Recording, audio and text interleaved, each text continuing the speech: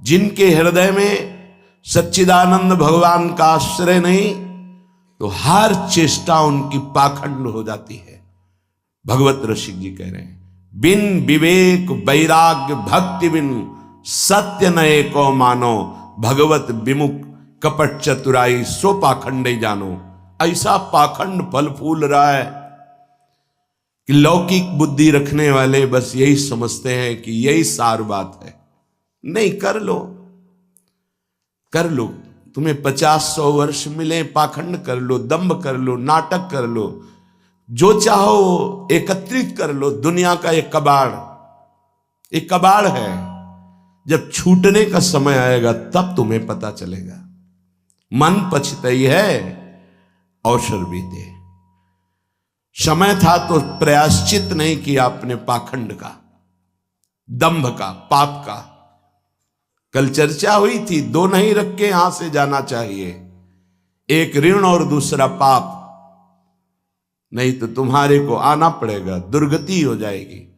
किसी का एक पैसे का, एक वस्तु का उधार ऋण नहीं होना चाहिए जीवन में। और कोई भी पाप अब हमको साथ लेके नहीं जाना। अगर भूल से हो गए हैं तो हम उनका यहां प्रायश्चित करेंगे, अंदर से जलेंगे और संत महात्माओं से पूछेंगे इस पाप का हम क्या दंड स्वीकार करें, कौन सा प्रायश्चित करें। वो जो आदेश करे बिना किसी प्रश्न के, संशय के, उसे स्वीकार कर लो, पाप नष्ट हो जाएगा। पाप और ऋण ये अपने जीवन में नहीं होना चाहिए, पर पाखंड, दंभ ये केवल पाप कराता है। भोले भाले भूले हुए जीव प्राणी वो जानते नहीं हैं कि किसे सत्य अध्यात्म कहते हैं। बस भूल में और भूल बटोरते घूम रहे हैं। कहीं कुछ भी तुम्हें मांगने की जरूरत नहीं, किसी के आगे हाथ पसारने की जरूरत नहीं कि आशीर्वाद दे दीजिए, हमारी प्रार्थना मान लीजिए। यदि आप नाम जापक हैं तो दूसरों को सुख देने की सामर्थ्य रखने वाले हैं। आप भगवान के अंश हैं। आप कोई साधारण नहीं, आप अपने स्वरूप को पहचानिए, ये भटकना छोड़िए। आप परम स्वतंत्र भगवान के अंश हैं, आप परम स्वतंत्र हैं। ये माया आपको जो बांधे हुए है, इसी से मुक्त होने के लिए, इसी भ्रम को मिटाने के लिए हमें मानव देह मिला है। ए मारे घूम रहे, हमें सुख मिल जाएगा, कोई दे देगा आशीर्वाद। अरे आशीर्वाद भगवान ने दे दिया तुम्हें, तुम भगवान के अंश हो, तुम्हें मानव दे दिया, तुम्हें बुद्धि दे दी, विवेक दे दिया। इससे तुम सुखी नहीं हो पा रहे तो किसी के आशीर्वाद से क्या सुखी हो जाओगे। आशीर्वाद भी वही लागू होता है जो सत्कर्मी होता है, जो पाप नाशक अनुष्ठान किए हुए उसी के ऊपर आशीर्वाद जाता है। आप सोचे आप करें पाप, विषय विलासिता, और आपको कोई परमहंस आशीर्वाद दे दे, आपकी सामर्थ्य नहीं कि ऐसे आशीर्वाद देने वाले महापुरुष तक पहुंच पाए। जो पे दुष्ट हृदय सोई हुई, मोरे सन्मुख आव की सोई। वो जा ही नहीं सकता। अगर चले गए तो आशीर्वाद मांगने की जरूरत नहीं है, वो बात मिल जाएगी जो तुम्हें दूसरों को आशीर्वाद देने की सामर्थ्य प्रदान कर देगी। अपने लोग भगवान को भी आशीर्वाद देते हैं, अपने लोग महारानी जी को आशीर्वाद देते हैं, उन्हीं के नाम बल से, उन्हीं के चरण आश्रय बल से। लाडली जो थारो अविचल रहो जो सुहाग, आपका सुहाग अविचल रहे, आप दोनों ऐसे सुखी रहे। जब हम अपने आराध्य देव श्यामा से हमको आशीर्वाद दे सकते हैं, फिर और कौन बचा। तो किसके बल से? उनके नाम बल से, उनकी आराधना के बल से। क्या आप नाम जप नहीं कर सकते? क्या आप आराधना करके ऐसे समर्थ नहीं बन सकते? समर्थ वही है जिसका हाथ फैलाना मिट जाए, किसी से भी नहीं। आपके पास नाम है, आपके पास मंत्र है, उपासना है, आप समर्थ हैं, पर आप अपनी वस्तु को पहचान ही नहीं रहे। नाम जप में रुचि नहीं, सतमार्ग सत्क्रियाएं ये रुचि नहीं, तो कहीं भी भाग के चले जाओ, दुख ही मिलेगा, अशांति मिलेगी, चिंता मिलेगी, आशीर्वाद नहीं मिलेगा। वो देगा भी तो लगेगा नहीं, क्योंकि हृदय में हमारे अंदर पात्रता नहीं आ रही। पात्रता नाम जब से आती, मान लो प्रार्थना, कुछ समझ में आवे या ना आवे, राधा राधा राधा। श्रीपाद कह रहे हैं न राधा प्रियो नापि वृंदावनम और नैव वृंदान तत्प्रेम भाजाम। प्रेम भाजाम, जो प्रेम पात्र बन चुके हैं, जिनके हृदय में वृंदावन प्रकाशित हो चुका है, प्रिया प्रीतम खेल रहे हैं, ऐसे महापुरुषों का संग नहीं, वृंदावन का आश्रय वास नहीं और प्रिया प्रीतम की उपासना नहीं, तो तुम्हारा जीवन धिक्कार। किस काम का जीवन? ये बच्चे पैदा करना, सोना, खाना, पीना, रहना, जीना, ये तो सुअर कुत्ता भी कर रहे हैं। देव दुर्लभ मनुष्य देह कही गई, बड़े भाग मानुष तन पावा, सुर दुर्लभ सद ग्रंथन गावा, दुर्लभो मानुषो देहो। बड़ी महिमा किस बात की? भगवत प्राप्ति की, जीवन मुक्त होने के लिए, भजन रूपी धन कमाने के लिए। यदि भजन नहीं, ज्ञान नहीं, भक्ति नहीं, वैराग्य नहीं, तो फिर पशु से बढ़कर के तुम नहीं हुए, पशु से नीचे ही हुए। क्योंकि पशु तो अपने कर्मों का भोग कर ऊपर उठ रहे हैं, तुम सबसे ऊपर आकर अब ऐसे कर्म कर रहे हो कि नीची योनियों को जाओगे। श्रीपाद कह रहे हैं कोई भी आराधना किए बिना प्रभु की सुखी नहीं हो सकता, चाहे वो ब्रह्मा के पद में ही क्यों ना हो। सच्ची मानना, अगर सुख का अनुभव होगा तो भगवत आराधना से। ये बैठ जाए दिमाग में, भोगों में सुख नहीं है। अनंत ब्रह्मांडों में जितने भोग हैं सब माया के द्वारा रचित हैं। अगर वो सुखद भोग लग सकता है तो प्रभु को अर्पित करने के बाद, प्रभु से जुड़ने के बाद, प्रभु की दृष्टि पड़ने के बाद, जैसे ऐसे हम पाते हैं तो अन्न है, लेकिन जब प्रभु को अर्पित करते हैं तो प्रसाद हो जाता है, और प्रसाद पाप का नाश करके हृदय में प्रसन्नता प्रकट करता है। प्रसन्नता ही भगवद आनंद की तरफ आगे बढ़ाती है। समझ में नहीं आ रहा, हम बार बार भटक रहे हैं इन्हीं भोग, इन्हीं सुविधाओं को सुख मान। अगर नाम जप नहीं चल रहा तो समेट लो जितनी सुख सुविधाएं। अंतिम समय हमारी बात याद करना, कुछ तुम्हारे हाथ नहीं लगेगा। अब भी देख लो, कोई 20 का है, कोई 50 का, कोई 40 का, 30 का, इतना समय व्यतीत हो गया। क्या है तुम्हारे पास जो यहां से ले चलोगे? और कौन सी अनुभूति है जिसमें तुम तृप्ति का अनुभव कर रहे हो कि मुझे ये मिला, मैं तृप्त हो गया? कुछ नहीं, जीरो पे जीरो हो। वही वासना, वही मांग, वही चिंता, वही शोक, वही भय, वही कामना। देखो ना, अंदर देखो। संतोष, शांति, निर्भयता, निश्चिंतता, निशोकता, परमानंद एक भी है नहीं, वो बिना भगवत आराधना के नहीं। श्रीपाद कह रहे हैं हिरण मम राधा नागर चरण मरणे पिनैव विस्मरतु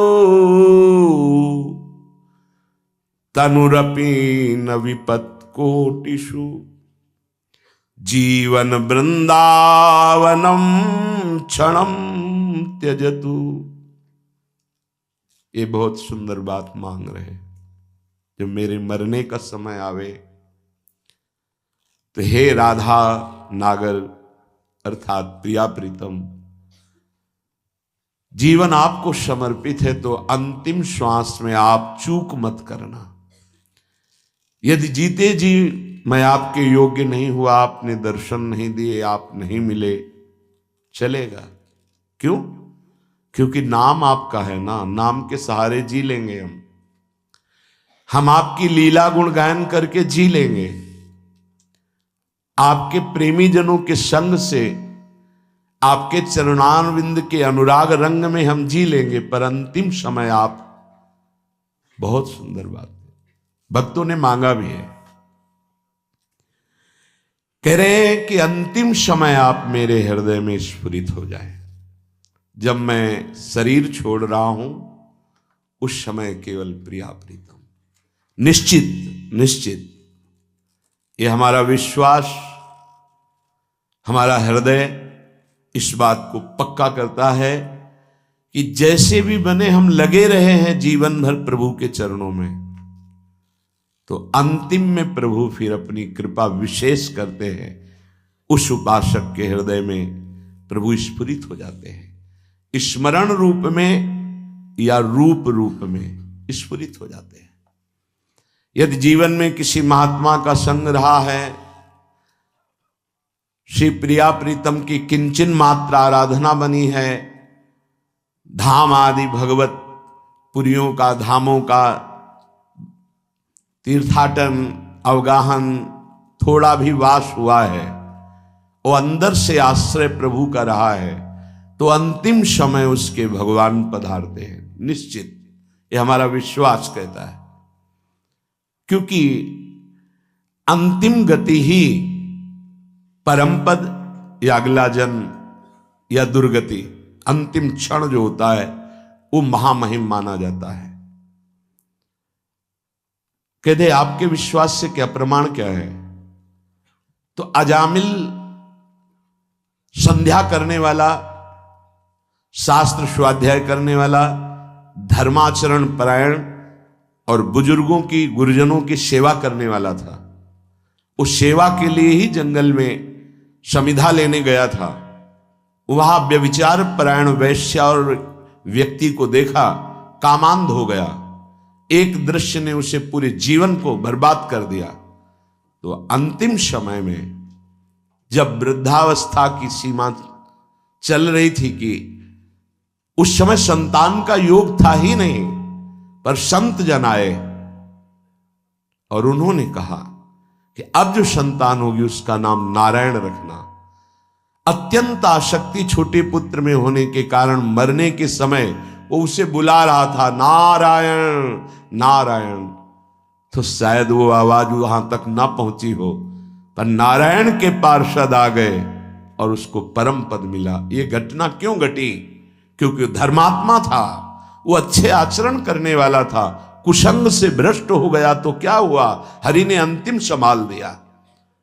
तो जो अपने जीवन में प्रयासरत है कि नाम जप करूं, जीवन में प्रयासरत है कि हमसे कोई पापाचरण ना हो जाए, जीवन मेरे जीवन धन प्रभु के लिए है, तो ये हमारा विश्वास है अंतिम उसका बहुत मंगलमय होगा। जो जीवन में मनमानी आचरण करता है, पापाचरण करता है, ढेर सारी वैभव समेट लिया, पर मरोगे तो कुछ साथ नहीं जाएगा। वो अंतिम समय जो तुम्हारी दुर्गति होनी वही तुम्हारे दिमाग में आ जाएगा और तुम उसी को प्राप्त होगे।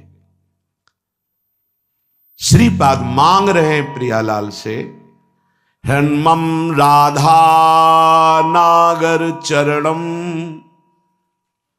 मरणे पिनैव विस्मरतु। जीवन भर आपकी आराधना की,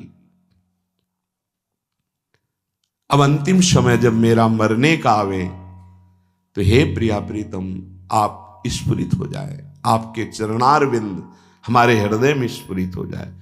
अब ऐसे कड़वे संसार में जन्म ना हो जहां केवल छल है, कपट है, धोखा है, जहां सत्य का किंचन मात्र लेश भी व्यवहार में नहीं है। तत्व तो सत्य विराजमान है पर उसका परिचय नहीं। असत माया का खेल चल रहा, नहीं जन्मना ऐसे संसार में। हमें आपकी प्राप्ति करनी है। माना कि मेरे में सामर्थ्य नहीं, पर अंतिम समय आपसे प्रार्थना है आप हमारे हृदय में स्फुरित होना।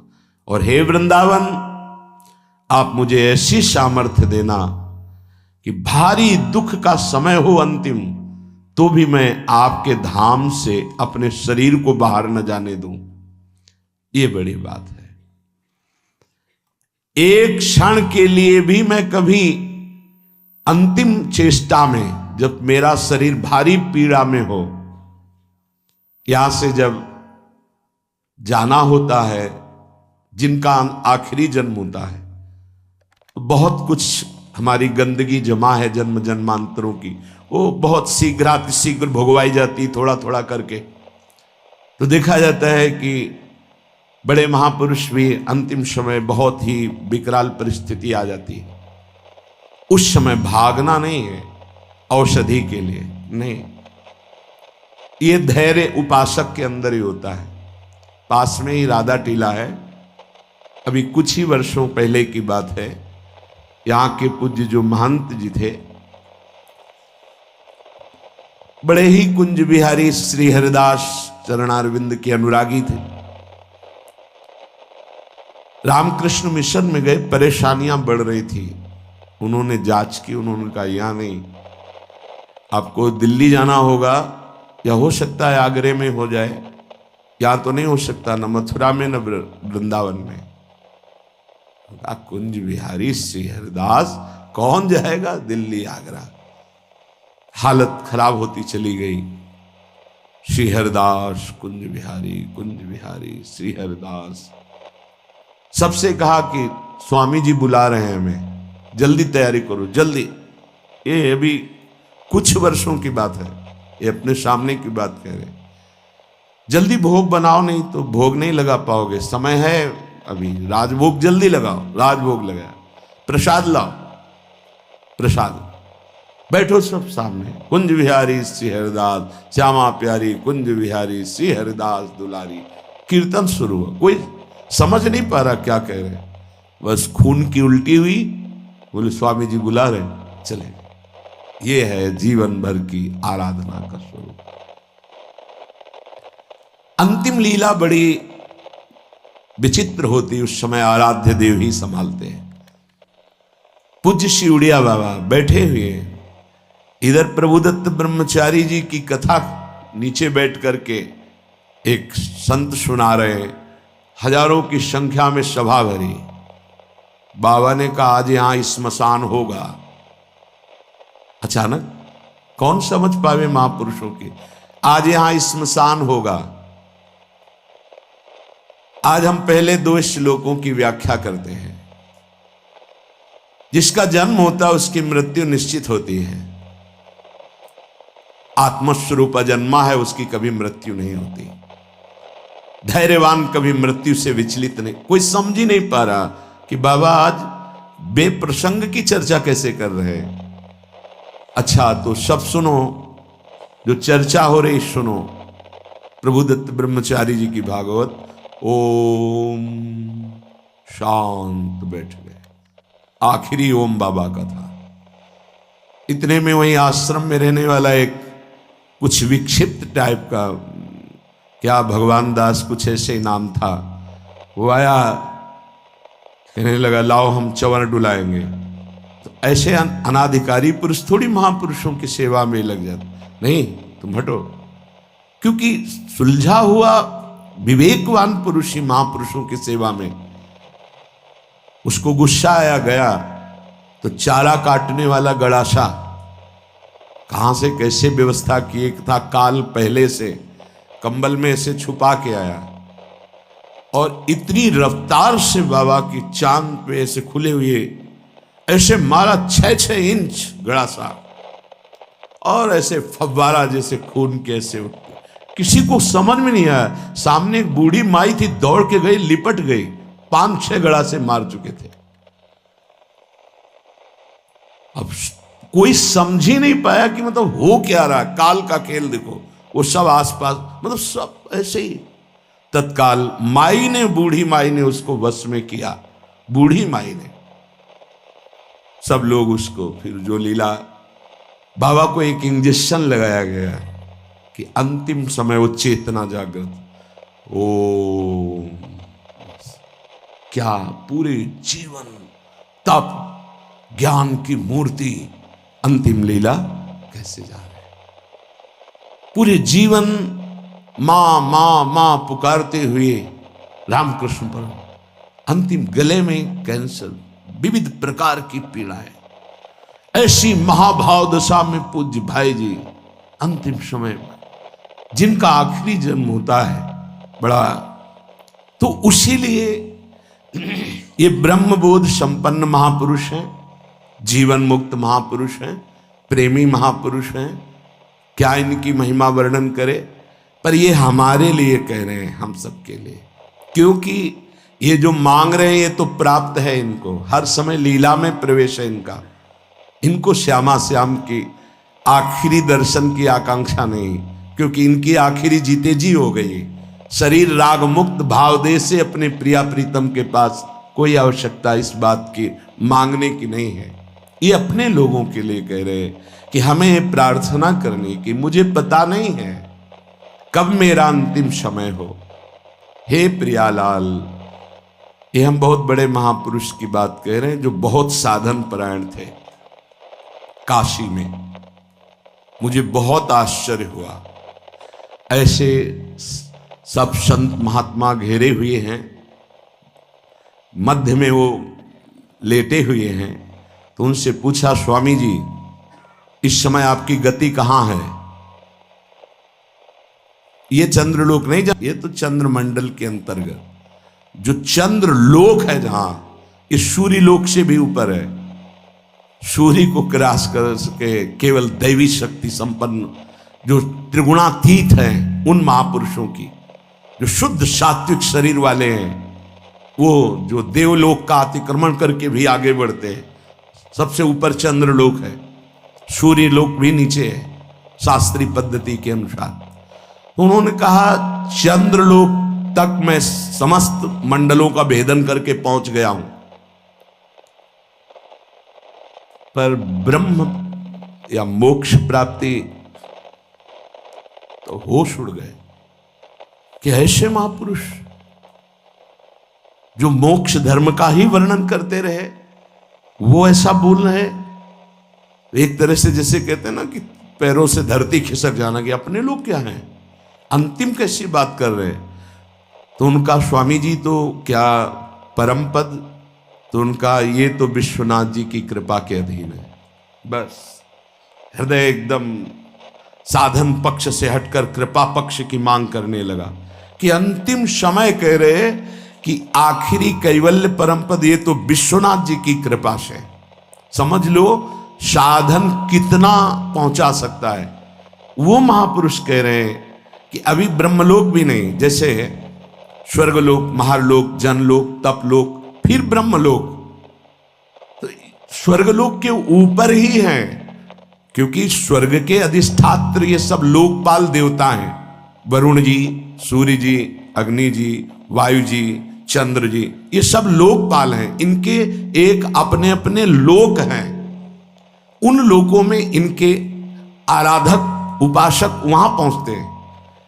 तो वो कह रहे हैं कि मैं केवल चंद्रलोक तक पहुंच पाया हूं, उसके ऊपर ब्रह्मलोक वहां भी नहीं गति हुई। और परम कैवल्य पद ये तो विश्वनाथ जी की कृपा से, क्योंकि काशी में शरीर छूट रहा, जीवन भर उनके नाम पर रहे, तो वो गति उनकी, मेरी गति यहां तक और वो विश्व। तब ये समझ में आया कि आखिरी बात तो कृपा ही है। कि तभी लिखा है ध्यान मूलम गुरु मूर्ति, पूजा मूलम गुरु पदम, मंत्र मूलम गुरु वाक्यम, मोक्ष मूलम गुरु कृपा। महादेव गुरुदेव हैं, श्री जी गुरुदेव हैं, इन्हीं की कृपा से ही मोक्ष मूलम। तभी आजीवन आराधना करते रहते हैं, यही मांग रहे हैं। तनुरपि न विपत कोटिषु जीवन वृंदावनम क्षणम त्यजतु। बाबा को श्री जी लाई थी वृंदावन, उड़िया बाबा को। कई दिन से भूखे थे, एकांत में ब्रह्म चिंतन में बैठे हुए थे, शरीर भूखा था। पहुंच गए लाडली लाल बच्चे के रूप में संध्या काल के बाद। और बाबा मैया ने कहा है कि कोई संत भूखे बैठे हैं, रोटी पाएगा। रात होने वाली इस समय तो रोटी, दूध ले आवे, हाँ ले आओ। साथ में एक रोटी भी, एक ले आओ ले आओ। इतना मृदुल स्वभाव, इतना प्यार, इतने छोटे स्वरूप बच्चे। बाबा आश्चर्यचकित हो रहे थे कि संध्या हो रही, इस समय बच्चे बड़ा ऐसे पहले कांसे का लोटा चलता, उसमें पका हुआ दूध, एक रोटी पाई, एक दूध पिया, एक परमानंद की अनुभूति, विशेष उनके हृदय में अद्भुत आनंद। फिर एकदम चिंतन किया कि यहां कौन सा गांव नजदीक है। तो विरक्त महापुरुष उठे, काफी दूर खोजते, एक व्यक्ति मिला, बोले हाँ गांव नजदीक कोई है? बोले 10 किलोमीटर आसपास कोई गांव नहीं। अच्छा ठीक है। बैठे एकांत में आकर जो चिंतन किया तो देखा प्रिया प्रीतम। बोले ठीक है, अब आपका बुलावा आ रहा है तो हम आ रहे हैं आजीवन वृंदावन के लिए। देखो अंतिम यही लीलापूर्ण, बड़े करुणा में खींच लेते हैं, आओ खींच लेते हैं, तुम्हारा पवित्र हृदय हो गया है, बहुत तप किया है, आओ मैं तुम्हें परम पद प्रदान करती हूं। बड़े कृपालु श्री प्रियालाल। एक चीज ध्यान रखनी है, तनुरपि न विपत कोटिषु, करोड़ों प्रकार के संकट आ जाए तो भी छोड़ना नहीं, ये अंतिम बन जाएगा। जिनको अखंड वृंदावन वास मिल गया है सावधान होकर सुने, और जिनको नहीं मिला है तो आश्रय ले लें। कई बार चर्चा की, रजरानी चरणामृत साथ है, वृंदावन का आश्रय है, और वाणी जी साथ है, तो जहां शरीर छूटेगा, जैसे भारतीय सैनिक राजकीय विभाग का कहीं भी शरीर छोड़े, भारत के आज्ञा के अनुसार, सरकार की आज्ञा के अनुसार गया हो, तो तिरंगे पे ही स्वागत होते हुए उसको भारत ही लाया जाएगा। ऐसे ही हम वृंदावन प्रिया प्रीतम के उपासी, कहीं भी शरीर छूटे, आप सम्मान पूर्वक श्रीधाम वृंदावन लाडली